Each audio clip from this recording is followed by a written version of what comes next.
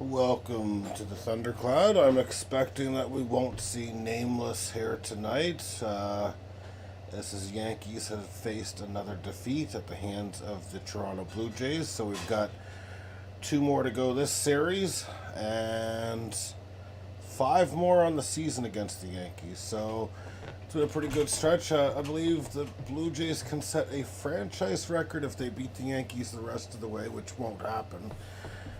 They can tie a franchise record that was set back in 1992 for winning 10 games in a row against the Yankees.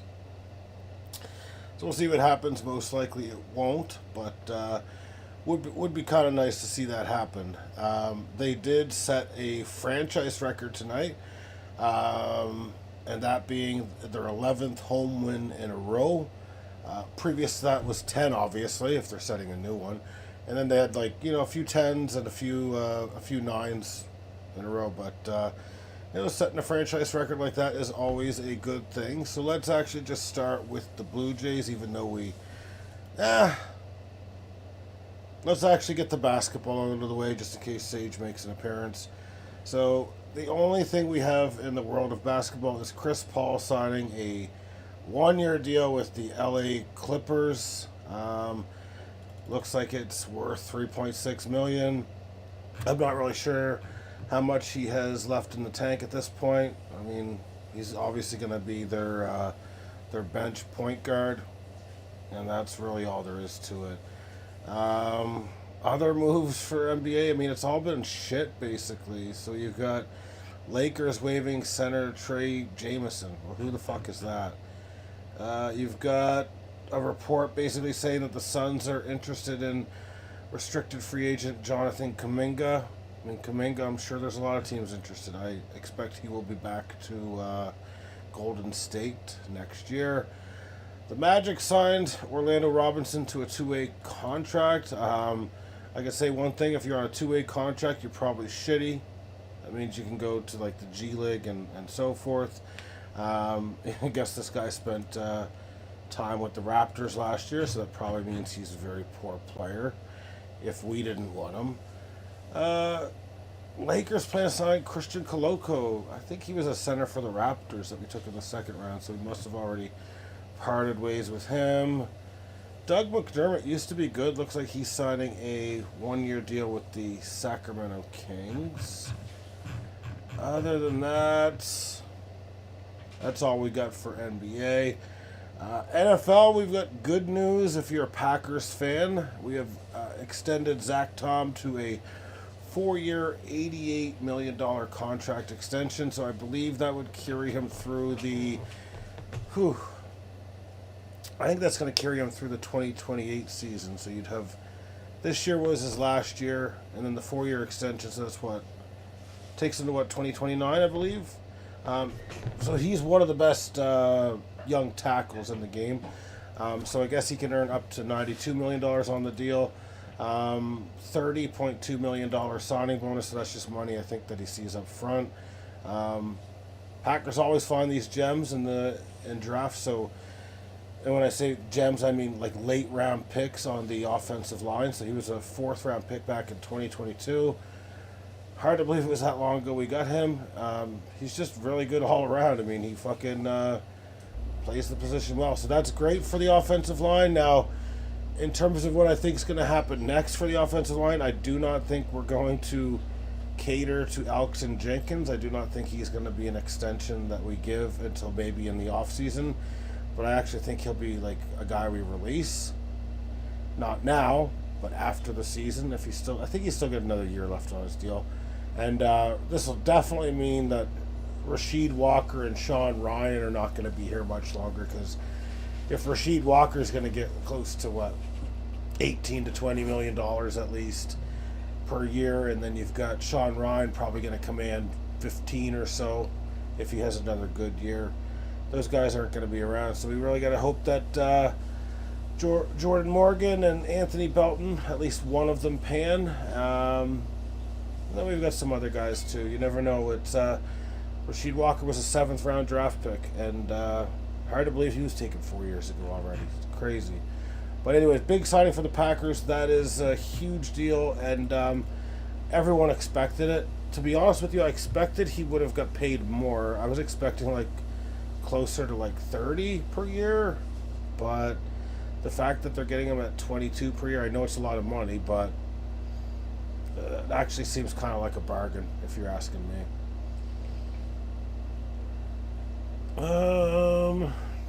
Just seeing if there's anything else worthy to go over in the NFL. Chargers signed Naheem Hines, formerly of the Colts and Bills. He hasn't been good for a while, so I don't really expect that to amount to anything. He last played during the 2022 season, so that says he's fucked. He fucked his ACL and his LCL, so just a shitty signing if you ask me. I mean, but there's probably no guarantee, so it's probably not really a shitty signing. Texans signed some guy named Arthur Mollett to a 1-year deal. Cornerback. No idea who he is. Kind of weird. Phillip Rivers announced his retirement today as a Charger, I guess. He hasn't played since 2023. I guess he was trying to latch on to a team, so technically he hadn't retired. He does end with a really good career. Obviously, he had over 63,000 yards, 8 career Pro Bowl selections, 421 touchdowns. And there was a year, if their team had done well, where I thought he was better than Peyton Manning. Peyton Manning had like a 95 rating. Phillip Rivers was like a 108. I want to say it was like 2008, something like that. And yeah, it's a team sport, and they didn't give him the MVP because the Colts had more wins, basically. What else do we have to go over? Nothing. I mean, some guy showing up to training report doesn't matter. Micah Parsons is going to get his money when he gets his money. Terry McLaurin, he's kind of disgruntled, I guess. Will apparently explore every option, including holding out, holding in, or asking for a trade. He wants a contract extension. I do not know why the Washington Redskins, I'm going to call them the Redskins, not the Commanders, because Commanders is a stupid fucking name. I don't know why they won't just kind of pay him. Nothing new on the Trey Hendrickson front. I do know that what's his face there? The Lions had a guy go on the injured reserve, so he's going to miss the 2025 season. One of their better players on the defensive line, so a notable blow to them. I really wish Sage was here right now so that I could go over the Will Levis or Levis news.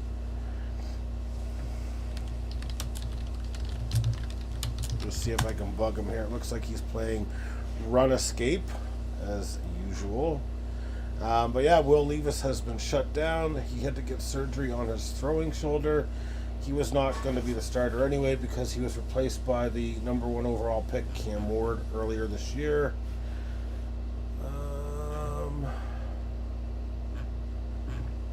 It's kind of funny with the Detroit Lions. They lost their offensive coordinator, defensive coordinator.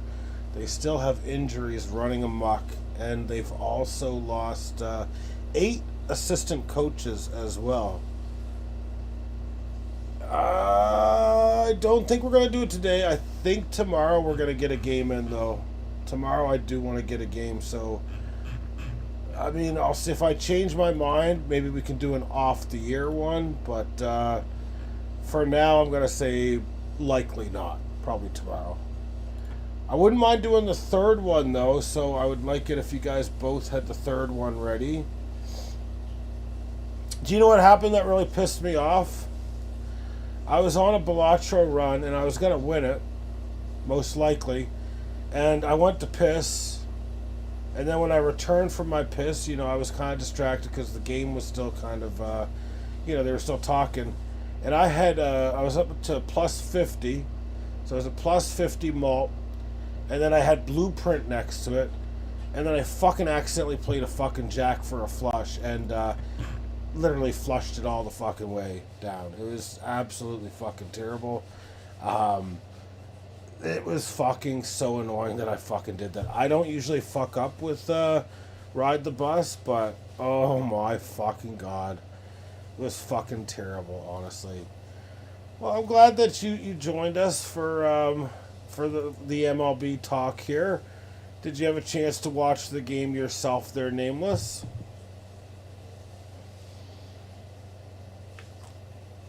Or were you on Blatro runs yourself?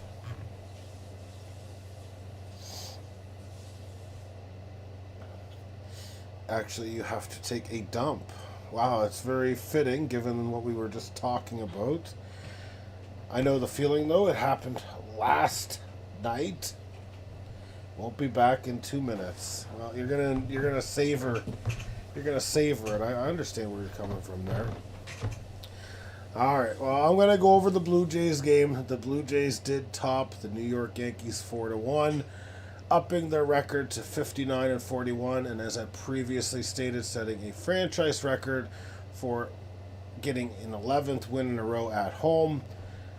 Notable performances for the Yankees. There were none. Actually, there was one. Giancarlo Stanton did hit a home run. Rodon was extremely wild tonight. I mean, he only let 2 earned runs in 5 innings, but he had 6 hits and 5 base on balls. If there was like a home run here or a double there, he really could have had a lousy day at the office. So it was just crazy to see him throwing so many fucking balls tonight, if you ask me. He's usually pretty good for control, I do believe. He's got a 3.1 ERA on the year. In terms of Blue Jays offense, I mean, wasn't a ton of it. We kind of scored kind of weird tonight. I mean, Springer had a walk and a run scored, no hits. Vladimir Guerrero was pretty good. He was 1 for 2 with 2 walks, so pretty good day at the office, I would say. Bo Bichette did have the big hit where he had a double down the line for 2 RBIs, later scoring a run. Kirk hit 2 off the wall tonight, so he was 2 for 4 with 2 doubles. That's 11th double of the year, so he doesn't get them very often. They actually looked like they probably would have left the park if it was most other ballparks, honestly. Miles Straw was 1 for 4. He did score a run on error. I fucking forget who it was. It was I don't know. They had an error from their third baseman as well as their shortstop Volpe tonight. So wasn't very good. I really think the Yankees need to look at adding a third baseman, which I think every Yankee fan would agree. Peraza kind of looks like dog shit, and Jazz Chisholm wasn't very good when he played there. So definitely need a third baseman. I'm just hoping it's not Eugenio Suarez, because I'd kind of like Suarez to come here or go elsewhere, basically. So I don't want to see him on the Yankees, especially since isn't he a right-handed or left-handed bat? I could be wrong, but I'm pretty sure he is. Joey Loperfido was 1 for 4. So I mean, offensively, 6 hits is okay, not great really. 6 walks though is pretty good. The reason why Davis Snyder is the one that I put up as the picture for tonight is because he had a 14 pitch at bat, so that's the most pitches this year that any of our hitters have seen in 1 at bat. I don't know if it turned the game around. It was just a fucking impressive at bat. And the only other one that did it this year for us was Nathan Lucas, who had a 14 pitch at bat, I think earlier in the month or last month. In terms of pitching, I mean, Gossman was fucking on fire tonight. He was throwing fastballs left, right, and center. I think he threw at least 63 pitches, I think it was, were 4-seamers. And he was throwing a pretty good command. I think he started off the game with like throwing 7 or 8 in a row, which, hey, come after him, you know what I mean? Come right after him. 8 strikeouts on the night, 2 walks, only yielding 4 hits. ERA is still a little high at 4.01, but I mean, it's not the worst ERA in the world. I'd like to see him get it under 4, though, honestly. Brendan Little came in and kind of ineffective. I mean, he did strike out Aaron Judge, but He let a hit and a walk, so they had to yank him for Uriel Rodriguez, who came in and, as usual, kind of consistent as fuck. Did not pick up a strikeout or anything like that, but just got 2 outs in a row to bring us to the 9th inning. And then Jeff Hoffman came in and was really throwing and chucking that fastball extremely hard and in a good location, which is what he does need to do. So he struck out the side, and ERA currently at 4.68 and 24 saves now, so he's looking pretty good. WHIP is close to 1 for him. His batting averages are pretty good, and the other thing about him is he's still pretty much at 12.5 strikeouts per 9. I was very surprised to learn that Brendan Little has the highest whiff rate in all of Major League Baseball. That was definitely not something that I was expecting, to be honest with you. So he must be one of those guys. He doesn't throw overly hard. Must be one of those guys that just spins the ball extremely effectively. Let's take a look at what happened in the AL East as well. So we've got Philadelphia 3-2 over Boston in 10 innings, so we like to hear that. What else did we have happen? I believe Tampa was about to lose, so I'm just going to see if they did end up losing that game. Where the hell are those fuckers at? Well, it looks like Baltimore lost, but we don't really need to worry about them. They lost 10-5 against Cleveland, who I'm kind of thinking they're still going to be in it. I don't necessarily see them as sellers. I could potentially see them maybe trading Emmanuel Clace, though. I could potentially see that at the deadline. We'll talk some deadline stuff shortly. Welcome to the Thundercloud Sage. I do apologize. We started it a bit early tonight because might as well get the fuck out of the way. You know what I mean?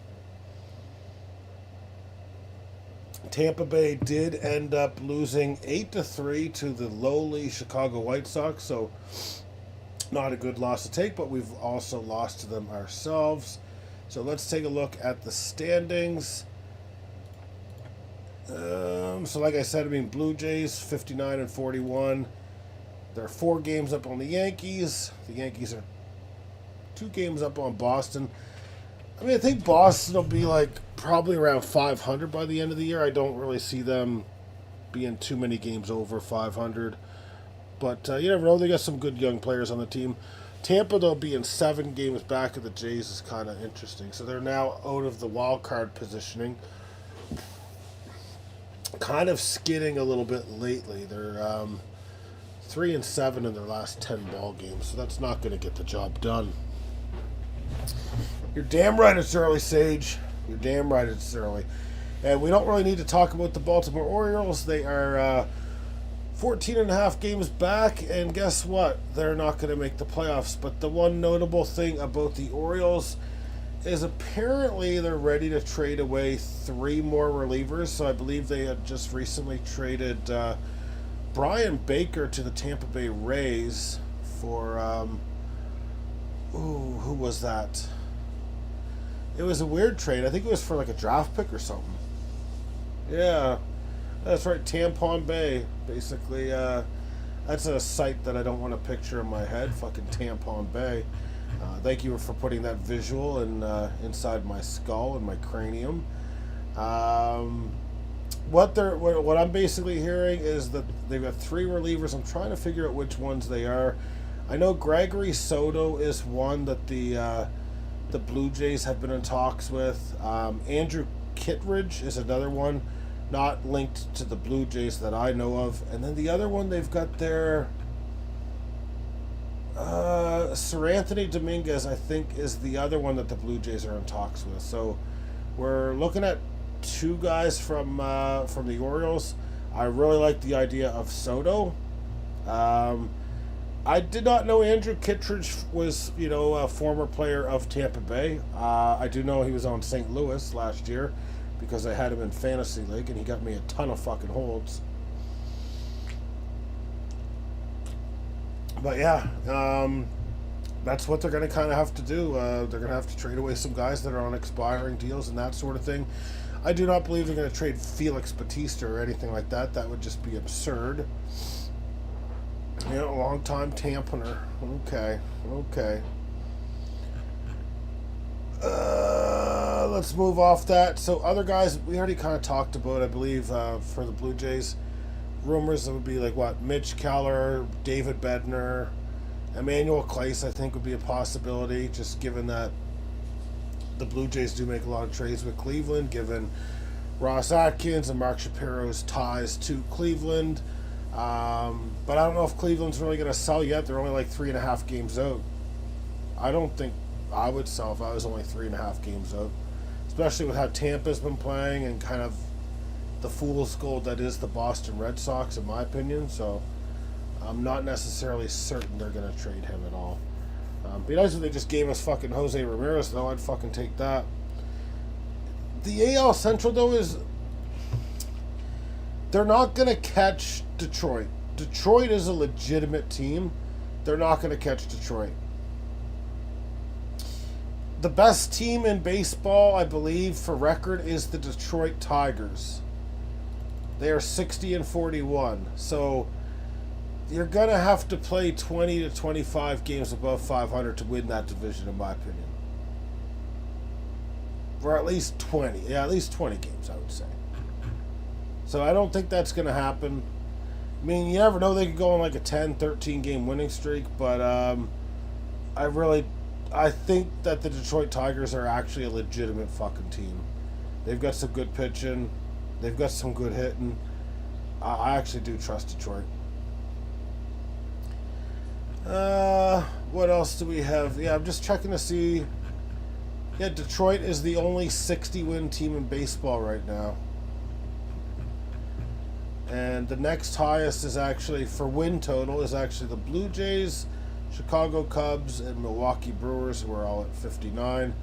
Although, technically, I'd say the Brewers and Cubs have a half-game lead on the Jays because we've lost 41 and they've lost 40. So I rest my case. Sage, you did miss, I did break the news about the Tennessee Titans and Will Levis. Will Levis will not be playing this year. Unfortunately, he tore his shoulder and he required surgery. So you're not going to see Will Levis as a backup this year in Tennessee. Will the thrill. Hey, I mean, he's got tools. He's just a tool as well. So that's why he doesn't play very good. He's a fucking idiot who eats fucking bananas without taking the skins off. I'd be more pissed off if it was Cam Ward. Basically, that was the one that got injured, not Will Levis, obviously, right? The only other thing you missed is the Packers made a great re-signing today to an extension. Zach Tom going for 4 years, $88 million. Can earn up to, I believe, $92 million with a $30.2 million signing bonus. One of the best young tackles in the league. I actually was expecting him to be in the $25 to $30 million range per year, so it actually kind of seems like we got a bit of a bargain. I guess that's why sometimes you want to get ahead of contracts rather than waiting another year when the salary cap's going to go up another $25 to $30 million. Fucking sign them earlier rather than just fucking waiting, and then they're going to get a bunch more fucking money. Last Blue Jays news, and it's not real news. I don't like doing this. Basically, the Blue Jays agreed to terms with their first rounder, JoJo Parker. That's it. That's it for sports. Now, we do have an illustrious sport, and last night I did forget to go over the end of week scores for last week. So, how the fuck? I'm going to have to bring up the scorecard, set it to week 16, and we'll just break down the scores. And there was movement today. There was a lot of movement today in the Pete Rose Bowl cut. Now, in order for me to go over the Pete Rose Bowl cut, I need to see more likes. Otherwise, we're just not going to go over it. We're just going to turn the stream off, and I'm going to go play Balatro, and that'll be it for the night. Okay? You got to help that algorithm out, guys. I swear to God. No. You have a move. You have a move, Nameless. We're going to go over your move as well. We saw what you did.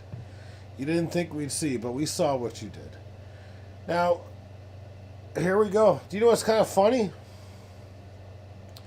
I lost last week 9-5, but I hit more home runs than anyone in the league. That was primarily without Aaron Judge. Fucking annoying. I had more RBIs than most people in the league, tied for 65. It doesn't matter. I don't need to go over the semantics. Dropped the ball 9-5. Tommy Callahan's auto parts really dropped the ball in a way because he was up huge, like 13-3. Only ended up winning 9-7 against Alejandro's astounding team. Dark Sliders picked up the win 10-5 over Graham's great team. Bases loaded IBB could not find a way to get the win for the week, tying 8-8. Probably because Eugenio Suarez put up some RBIs that he did not like. Now, in terms of transactions, we've got a few today. I picked up a guy I don't necessarily like. He's having a solid year, though, so I'm probably going to go over some of their numbers. So my first move was a stash of Bryce Miller. So picked him up, put him on the DL. Do I know if he's going to come back and do well? I don't. But I do know in his career he's got a 3.82 ERA. He strikes out not that many for how hard he throws. Maybe I shouldn't have stashed him. But, I mean, pitching's hard to come by right now when you've sold a few off. He's had a terrible year this year. Just an absolute terrible year. 5.73 ERA. But last year was a 2.94 ERA. So we're just going to hope for the best and see what happens. Worst case, he gets cut yet again. And that'll be it. I won't lose any sleep over him. I mean, 1.11 whip as well in his career, so nothing too... That's pretty damn good. I did have to pick up this fucking Bello guy from the Red Sox. I did not like having to pick him up, but I was really just kind of looking for quality starts. And his other stats weren't terrible. I was actually surprised he was having a good year because typically he's not that good. Now, he's only 26 years old, so he's got a 4.17 ERA in his career. This year he's got a 3.23 ERA. Now I don't think that's sustainable because that whip's at 4.36. Actually, it's the second worst whip or FIP of his career. The whip is the best of his career though, so we'll see what happens. Only has 74 strikeouts in 97 2/3 innings. Again, he's got like 10 quality starts or something, so I'm just trying to add pitching to make up for the big trade I made for Aaron Judge. You know what I mean? So Brian Bello is back. I'm not necessarily happy about it, but he is back in town. What else do we have for moves? I mean, I made another one here. I picked up Michael Wacha of Kansas City. Now, he's been, again, a lot of quality starts this year.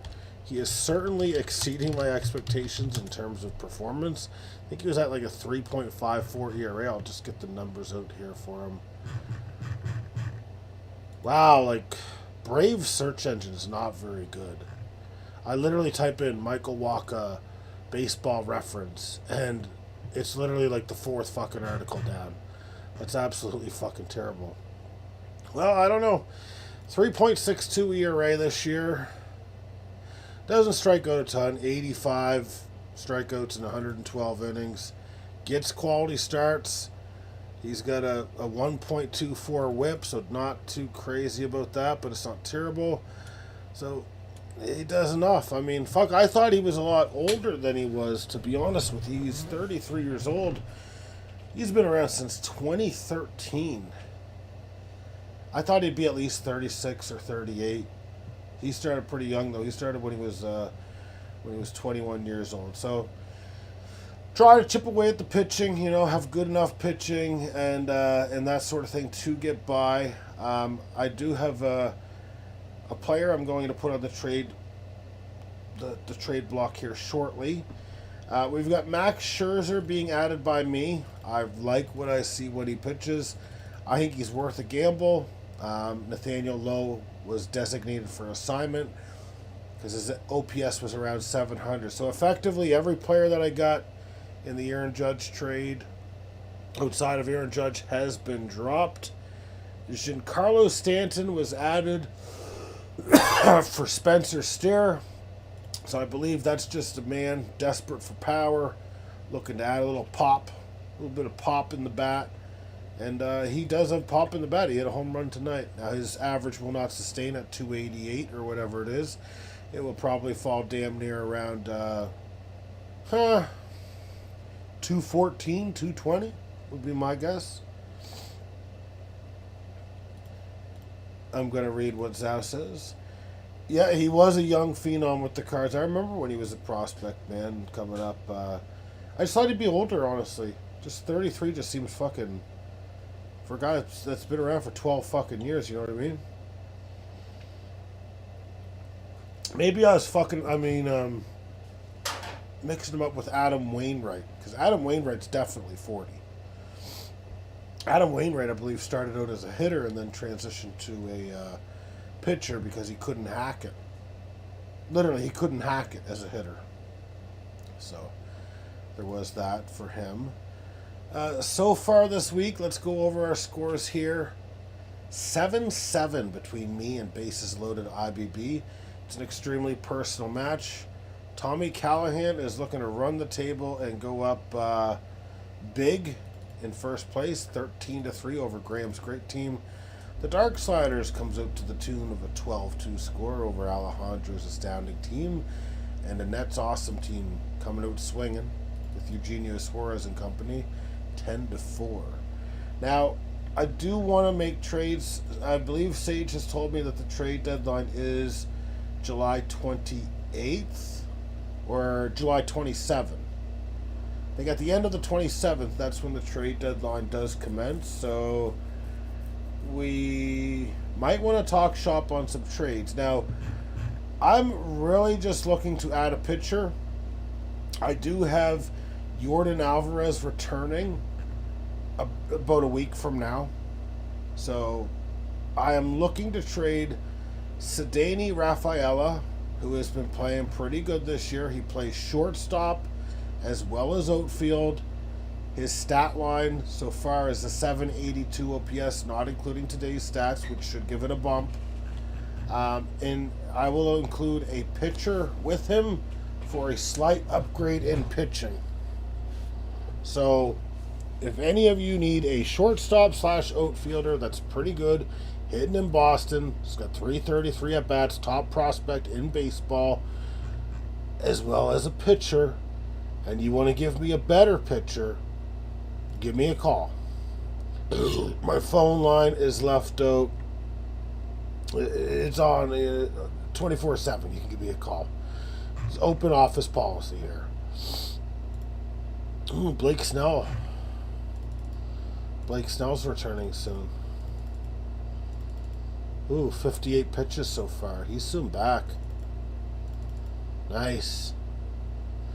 I would, Sage, like, realistically, what do you want for Paul Skeens? So you want Rafaela and a pitcher or two? What are you looking for? You looking for power? Let me know your needs, Sage, and I will see if I can satisfy them.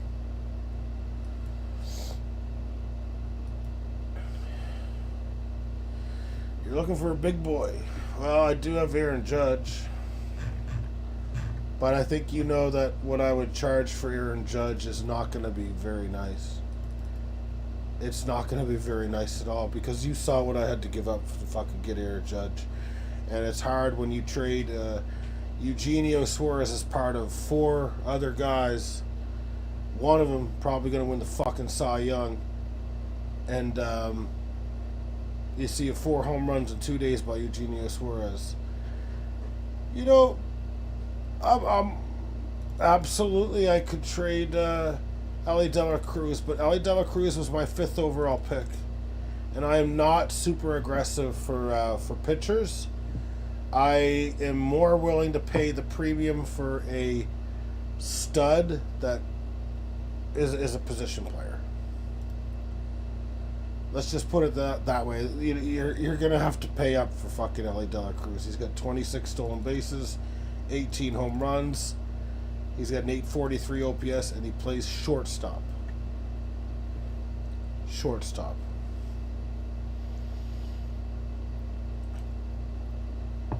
Now, potentially Trey Turner. But if I trade Turner, then I'm kind of fucked. So you can have Rafaela. You can have Rafaela. I don't like having Red Sox on my team.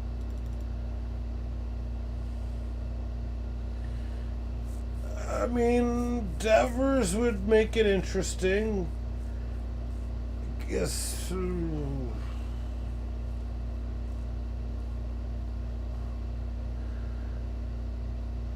I don't like him because he's a former Red Sox, though. But I do like Mookie Betts, and he was a former Red Sox too. Let me take a quick look at Sage's team here. I want to see what this guy's been doing in the last 30. I think that he's been 691 OPS in his last 30 and 591 OPS in his last 15. So I think Sage is a bit worried that hitting in Oracle is extremely difficult. I believe that's what's going on here. Just looking at the team here. O'Neal Cruz. I see why you're looking to upgrade. Because your shortstop situation, your up the middle situation does need work. It's kind of a blemish. Interesting, though. You've got some warts on your team. Your offense has warts for a team that's in first place like this. I think that you're a pretender. I really like that ERA of 1.91 for Paul Skeens, though. Your pitching is very good.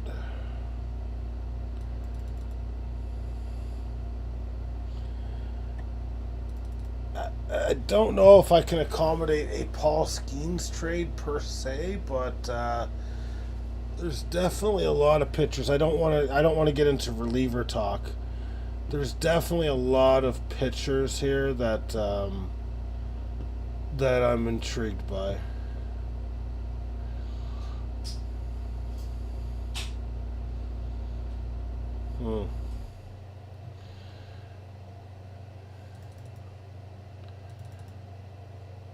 Yeah, I like the pitching.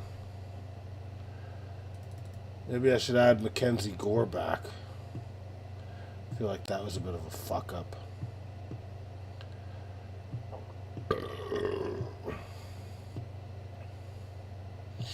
Sorry, I'm just reading through. Yeah, there's some guys I like. Get some guys on your team that I like. We'll figure something out. Looks like you got some injury problems here. Hunter Green. I think Hunter Green's going to be back soon. I think I read something the other day that Hunter Green should be back pretty soon. Eric Lauer is the most funny one for you because he's doing so good all over, and he was literally a minor league signing by the fucking Blue Jays.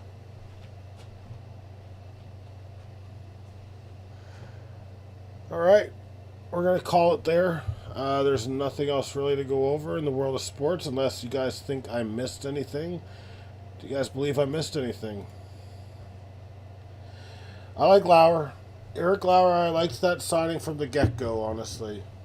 I thought that was an extremely good signing.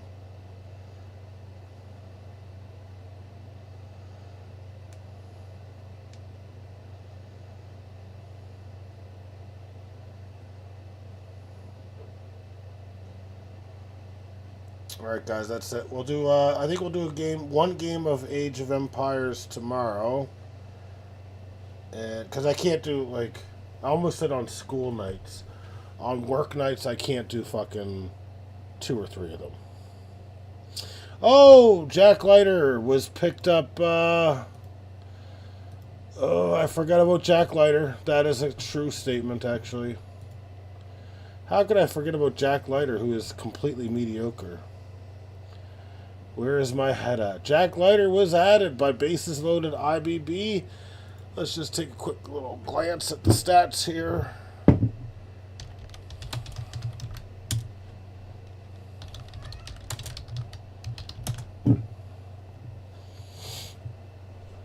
Almost brought up his college stats. Wouldn't have been good.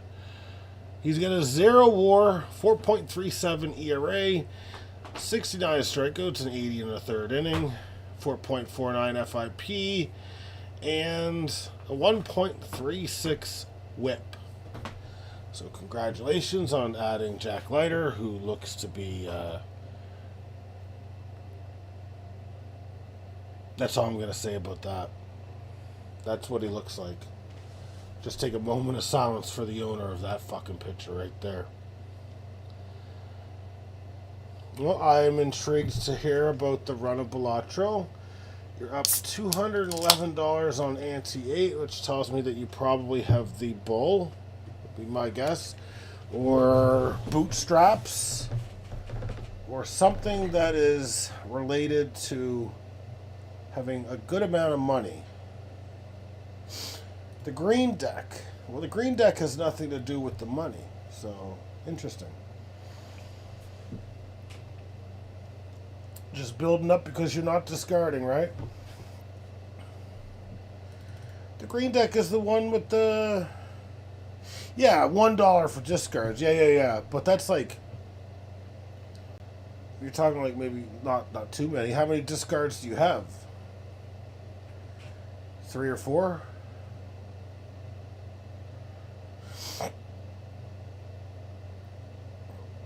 Oh, God. Well, I hope that my next run I don't fucking forget what I have. Oh, wow. You got 6 and 5. Okay, so yeah, the $5 actually would add up then. Wow, so you must have the one that's after the grabber, too. I forget what that one's called. And then you got what, Wasteful End Recyclamacy, or whatever the fuck it's called.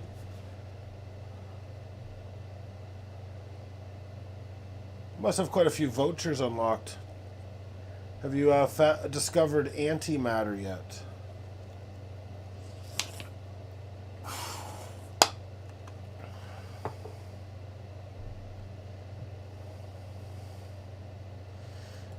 The ramen noodle does go very good with the green Joker for sure. Because, yeah, you're not allowed to discard at that point for sure. I mean, you can do it every now and then, but only if you're in a tight spot.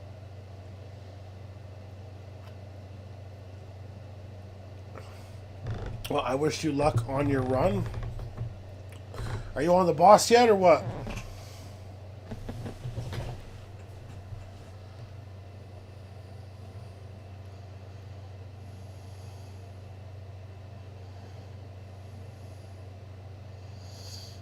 Which boss is it? It sounds like you've got that one handled pretty easily, I would say.